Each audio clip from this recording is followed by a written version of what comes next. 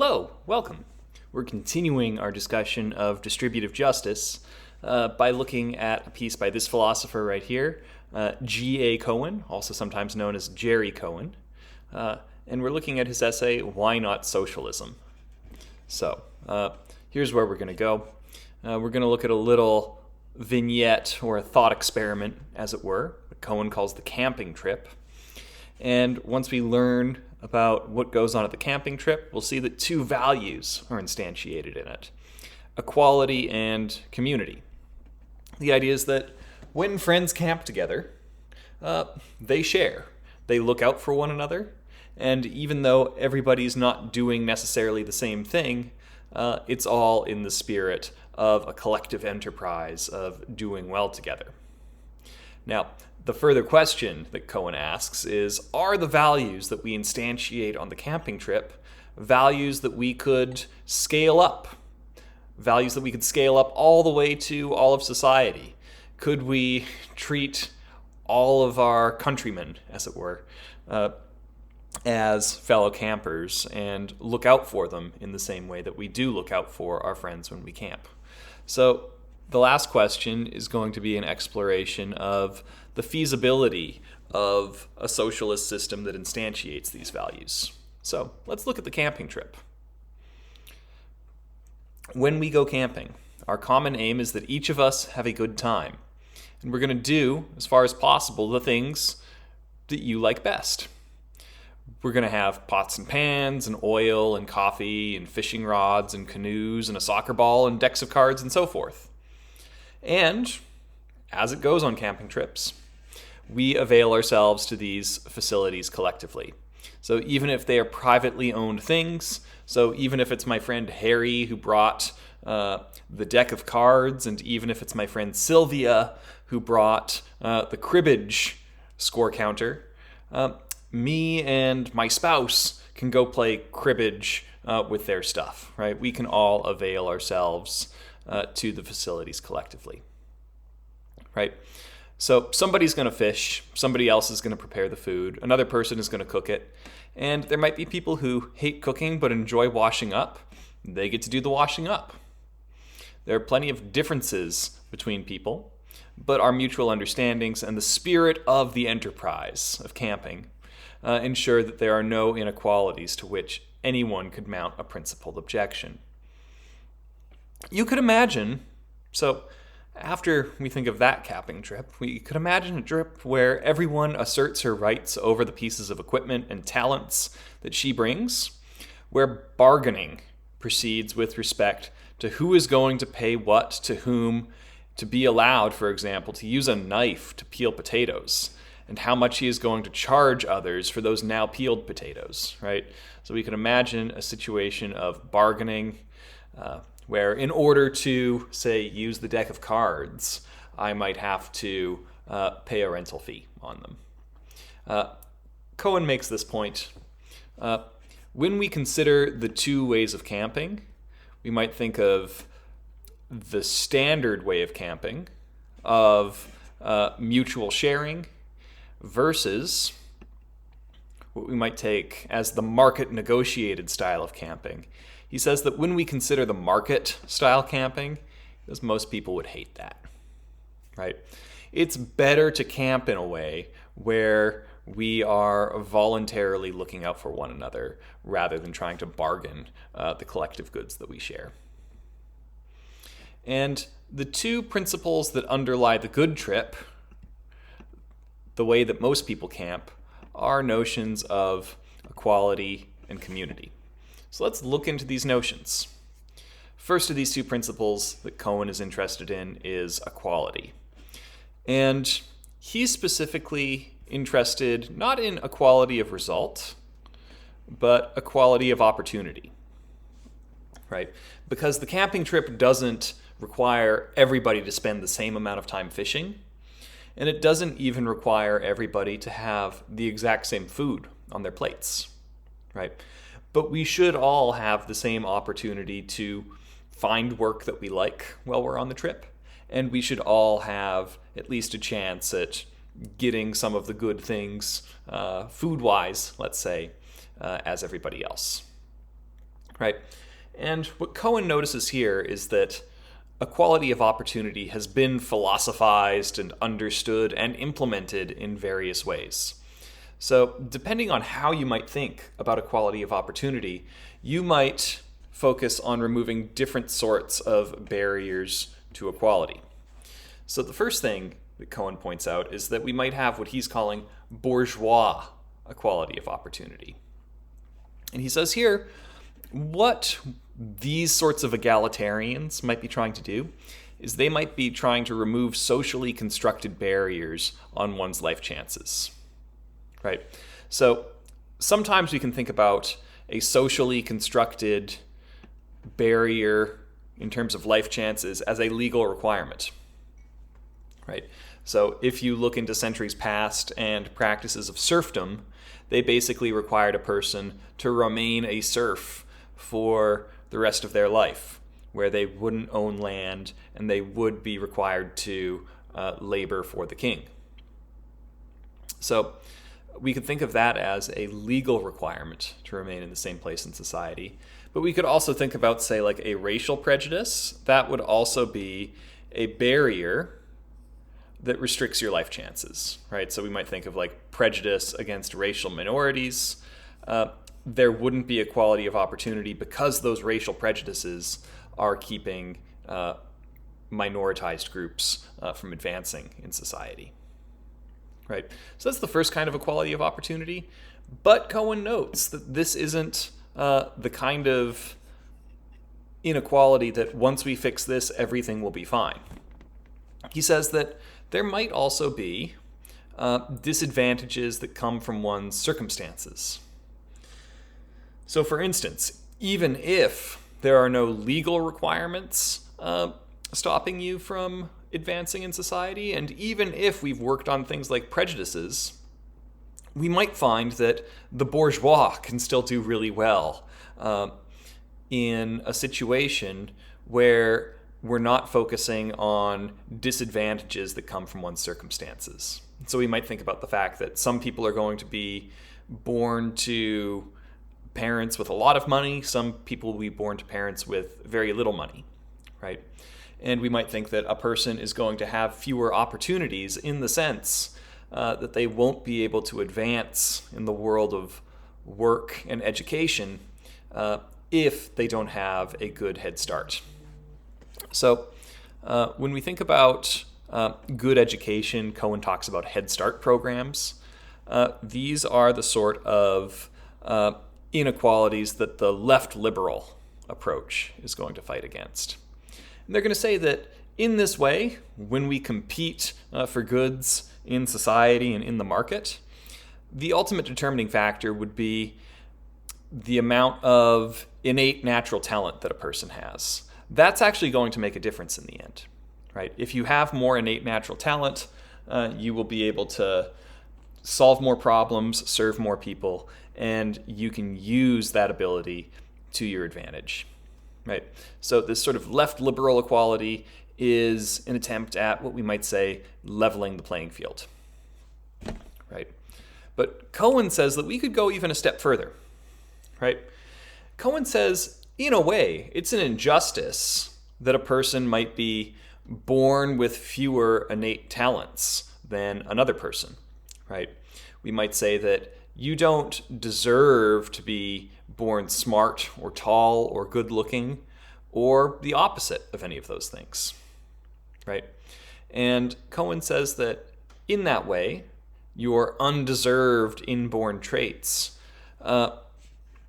the fact that some people do worse is in and of itself, for Cohen, a certain kind of injustice, right? So if we were to correct against native differences in talent, we might say this: no matter what you're like, you're still going to do well in society if you put in the effort, right? And this is what Cohen imagines. Under perfect socialist equality of opportunity, we might redistribute some of the advantages that a person might be able to receive in society. And we might make sure that a person who, let's say they're not as intelligent or not as productive as others, we might say if they put in the same amount of work, they should be able to come home with the same paycheck. So we might sort of like equalize the hourly wage for everybody. People will still have an option of how much they'd like to work. So you could work 40 hours a week or 50 hours a week at the same wage. But no matter how special or productive you are, you're going to be making the same wage as everyone else. And this would be a socialist approach that Cohen, in fact, favors, right? Because he thinks that this is true equality of opportunity. Now, as he notes here, your wage is the same, but you will have a choice to work a lot or work a little. And in this way, Cohen is not saying that under his version of socialism, everybody has to work the exact same and that everybody's going to come home with the exact same pay. In fact, he's going to allow that different people are going to have different incomes. So he says there are some cases where we will be okay, even under the approach of socialist equality of opportunity, to let some people choose more work with more income, and others will prefer less income but with less work, right? And your preference about how much income you'd like and how much work you're willing to do in order to earn it, he says that we could leave that up to choice. He gives an analogy here, which I think is helpful. We would have equality of opportunity if there's a table strewn with fruit, and you are told, in your bag you can pick 6 pieces of fruit and take them for free, right? Now, if everybody is able to come and make their choice of fruit, someone who takes 5 apples and 1 orange cannot, after seeing this distribution happen, they wouldn't be able to raise a reasonable grievance against somebody who has more oranges, right? What would we say there? Well, you had the option to get just as many oranges, but you picked apples, right? So there are some ways in which inequality is tolerable when it's based on voluntary trade-offs that really just boil down to matters of taste. He does say that we will also, under a socialist framework, tolerate certain kinds of differences in outcome due to effort. So if you just don't come for your fruit early enough, like if the fruit is laid out on the table at 6 in the morning, but you won't show up until noon, you may be less with the less good-looking apples, right? So in that way, if we've equalized the opportunity, certain kinds of effort might be a justifiable explanation of where the inequality came from. Last thing we might notice is what Cohen calls option luck.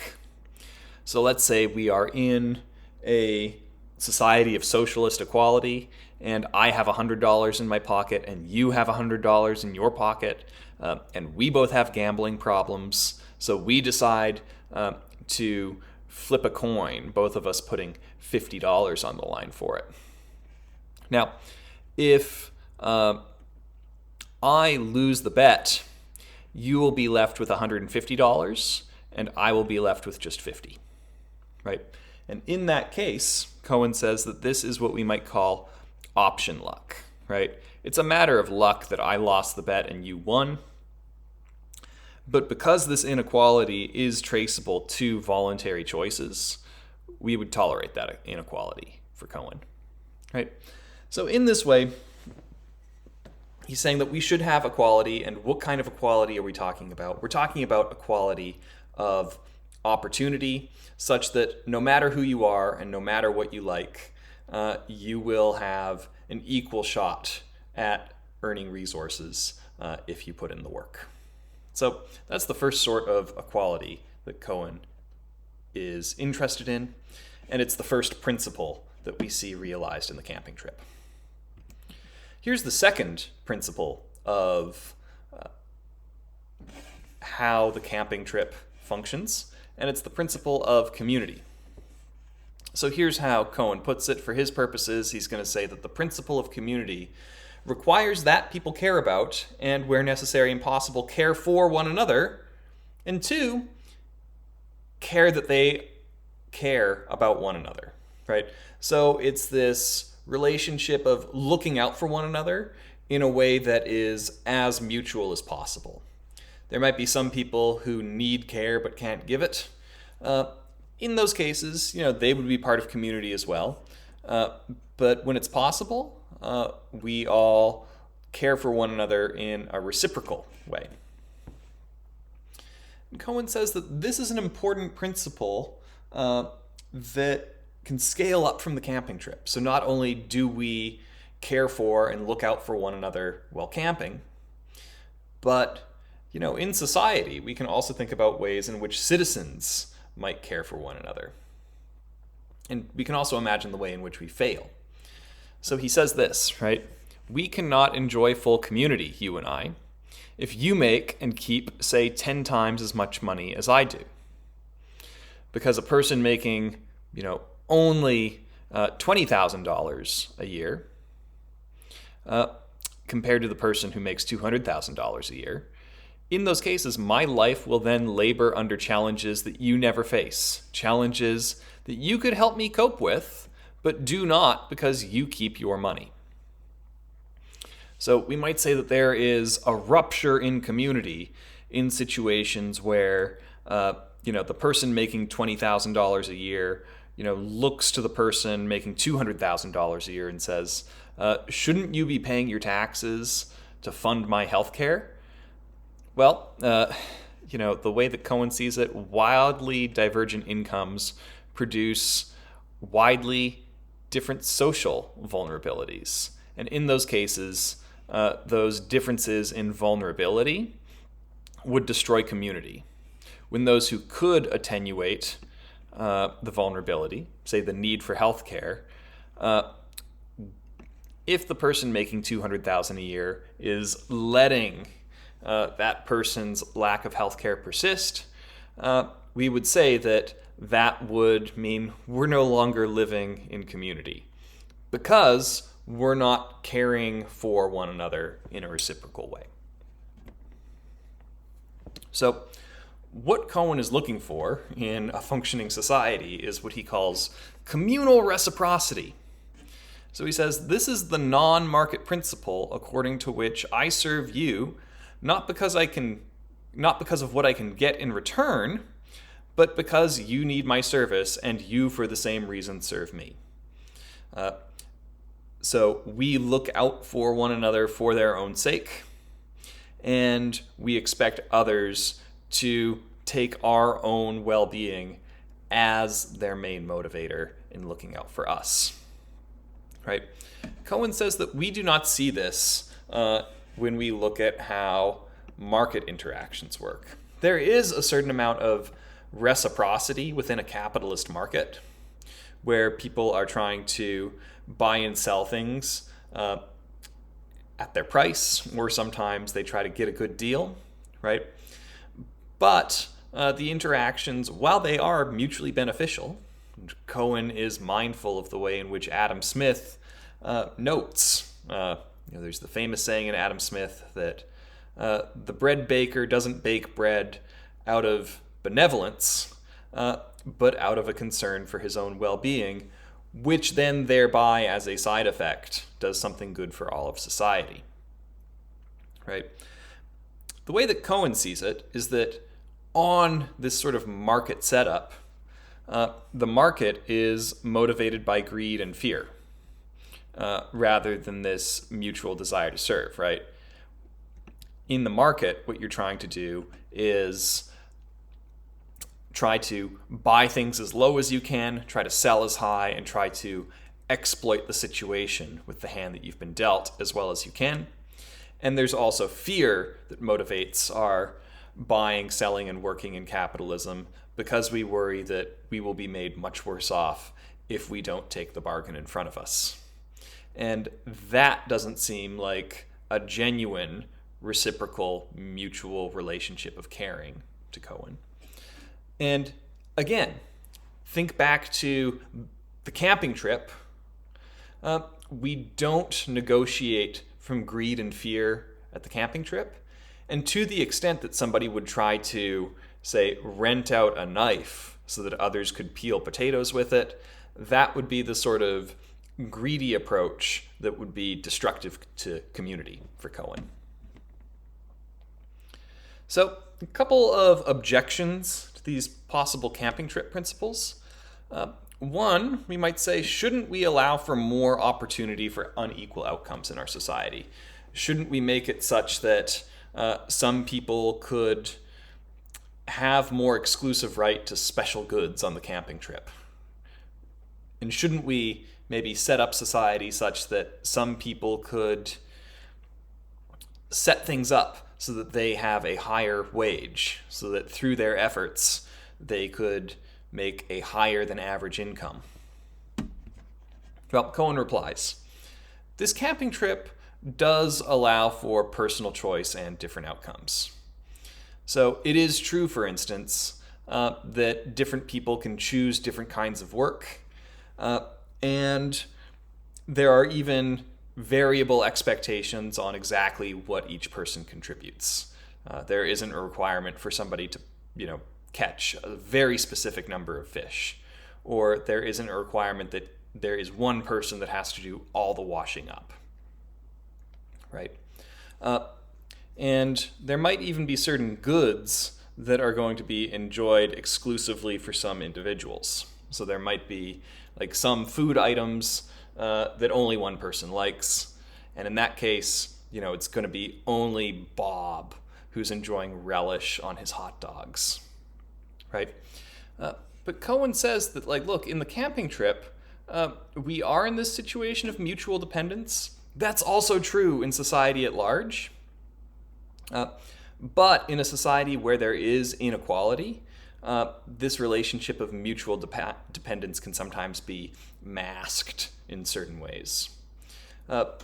So it seems that Cohen is saying here, we are kidding ourselves a bit when we aim for inequality in society because it masks these relationships of mutual dependence that we have. Another objection, and I'll admit I thought of this objection as I first learned about Cohen's camping trip analogy and how he was using it as a model for society. We might say, look, camping trip might work for a small group. When you're dealing with 10 friends in a limited situation, 1 week you're going to spend camping, maybe it makes perfect sense that we could be in this relationship of community and reciprocity. But when we try to scale up to all of society, it wouldn't be a desirable goal. We might say that you can only stand in these relationships of friendship and mutual care with a small number of people, not all people in your country, right? And here Cohen says, I sort of hear what people are saying here, but we're not asking about feasibility right now. We're asking about whether it would be good. And he says that the way that he imagines it, a world where we saw more people as neighbors or brothers or friends rather than competitors in the market, let's say, or just strangers whose well-being isn't our main concern. He says it would be much nicer. It would be a wonderful world to see others as neighbors and friends. He even cites a folk song on this point. He says, the song says, it could be a wonderful world if we were to treat one another as a friend and a brother. So in that way, he's going to say that these should be attractive principles. At least they are attractive principles to him when he looks in his heart. So we have the questions of whether the camping trip principles are desirable answered. We can now look at the question of whether these socialist ideas are feasible.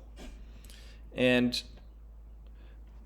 first thing he's going to point out is that human motivation isn't the issue. Cohen notes, kind of much like Hume noted earlier in the semester, human beings and their motivations are a mixed bag. We do indeed have selfish motivations, but we should also notice that human beings do have genuine benevolent motivations. We care about the well-being of others for their own sake. So in this way, Cohen would be agreeing with Hume, but disagreeing with Hobbes, who said that all motivations are inherently selfish. Right?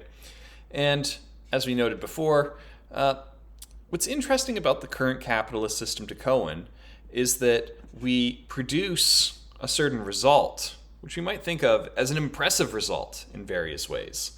Capitalism is a very effective system for producing wealth, but it produces this wealth through greed and fear, and not only is it bringing in low-quality motives to get a good result, but there are also bad results that come out of capitalism in the process of some workers being left behind in cases where their labor is no longer valued by the capitalists who might buy that labor.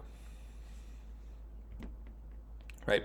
So this idea that the difference between socialism and capitalism is that capitalism has found ways of working out an organizational technology, a strategy for harnessing certain motivations and bringing in certain goods and strategies for productivity.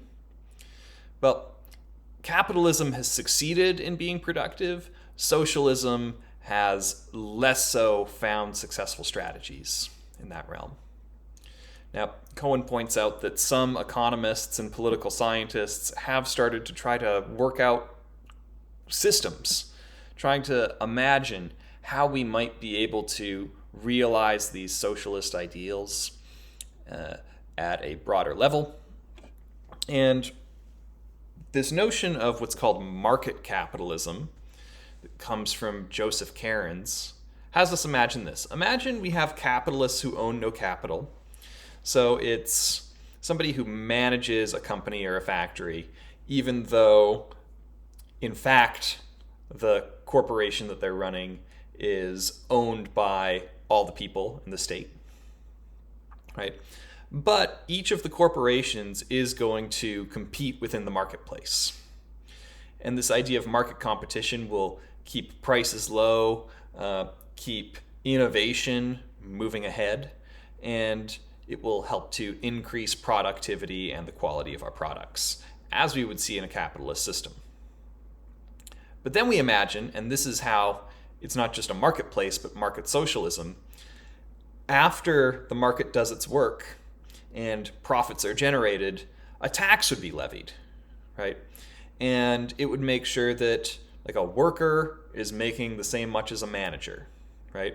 And somebody from a successful company is going to come out with just as much as someone from a less successful company. And this approach we could call market socialism, because there is a marketplace that's generating rewards and profit, and it's keeping up productivity and keeping prices low and all that kind of stuff that we see in capitalism. But we socialize it by equaling out income inequalities in the end. You know, a little back of the napkin math. If you divide the GDP of the United States of America by the population of the United States of America, it works out to roughly $60,000 per person.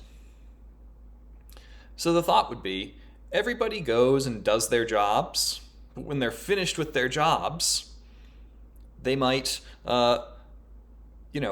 have a steady paycheck that's reflective of the productivity of not just oneself, but of the whole country. Now, I imagine that some people might say,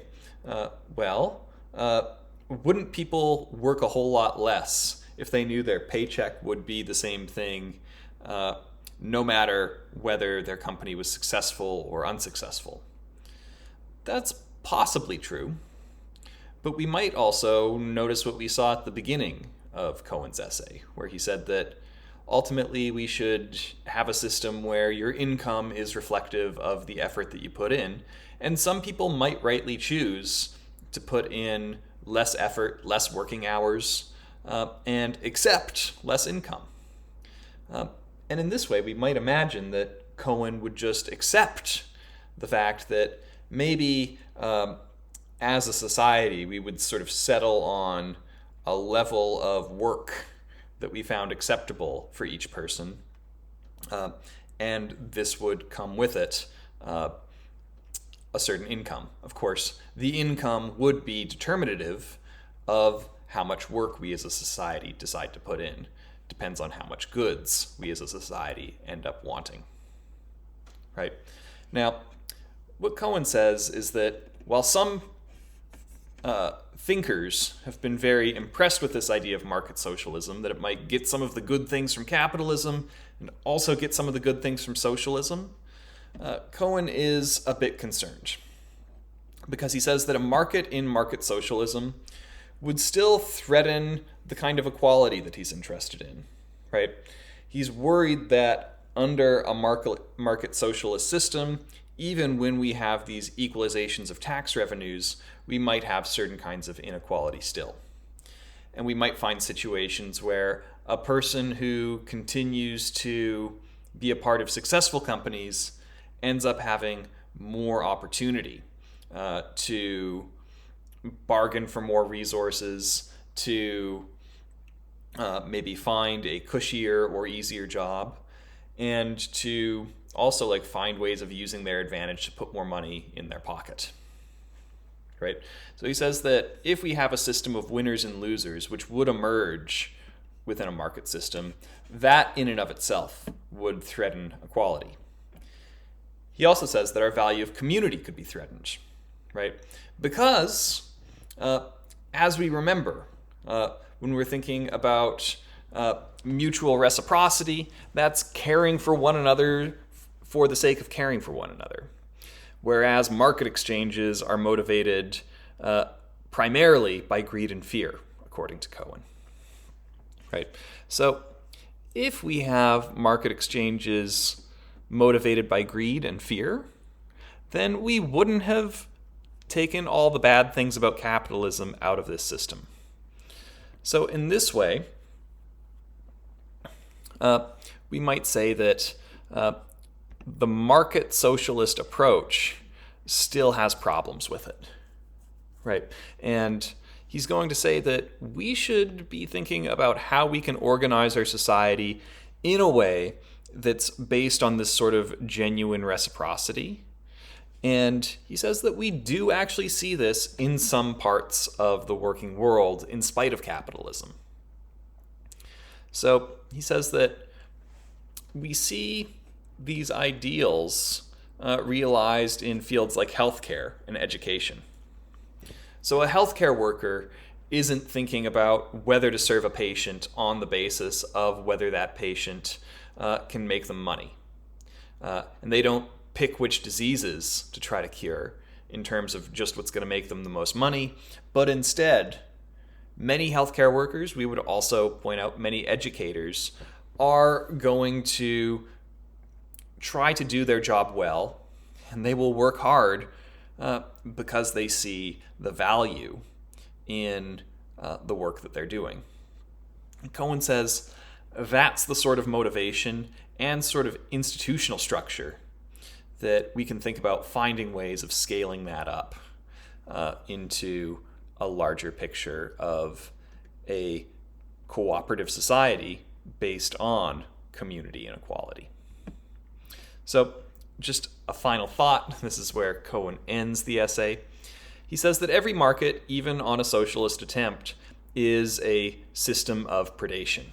So that's his problem with market socialism. There is still this predatory practice of doing all you can to always buy low and sell high and exploit the vulnerabilities of another in a transaction. He says, our attempt to get beyond predation has thus far failed. He's very willing to admit that previous communist governments have been atrocious, both in terms of their productivity and their violations of human rights. But, he's saying, I do not think that the conclusion is to give up. So, part of what Cohen is up to here is he's trying to imagine what ways can we arrange our social technology, how can we reimagine society in a way where the small scale values of the camping trip could be society level values that we all live by and hold one another to. So that'll do it for this discussion. I hope this summary of Cohen's approach to socialism has been illuminating and thought-provoking. And as always, if any questions or comments emerge, please don't hesitate to reach out to me. So, thanks for listening, and take care.